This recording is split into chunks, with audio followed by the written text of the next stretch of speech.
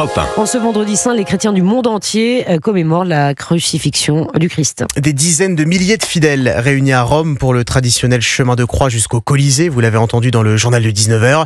Et à Argenteuil, c'est un vendredi saint très spécial car il marque le premier jour de l'ostension de la Sainte Tunique qu'aurait porté le Christ avant sa mort. Bonsoir Charles Bouchin. Bonsoir Maël, bonsoir à tous. Plus de 2300 personnes au rendez-vous dans cette ville de région parisienne. Oui, en effet Maël, et pour ces fidèles, la journée se termine par une messe de 2 heures qui vient tout juste de débuter. La basilique est remplie pour l'occasion et accueille environ 1100 personnes. Et pour essayer de satisfaire tout le monde, 2 écrans géants sur le parvis où je me trouve la retransmettent actuellement. Plus tôt dans la journée, les fidèles ont participé à un chemin de croix ponctué par des temps de prière et de chant. Une très grande croix était portée en début de cortège, un moment important pour ces catholiques pratiquants rencontrés.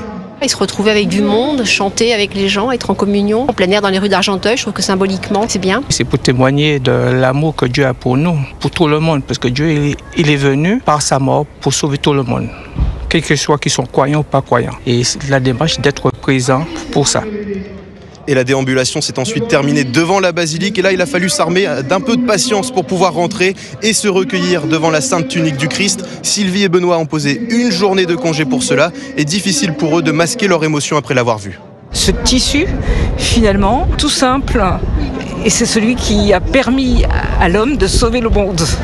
Et donc c'est très émouvant. Le fait de se retrouver devant la Sainte Tunique, on ressent quelque chose. Ce qui fait qu'après, il a fallu que je m'assoie parce que je tombais. C'est très impressionnant.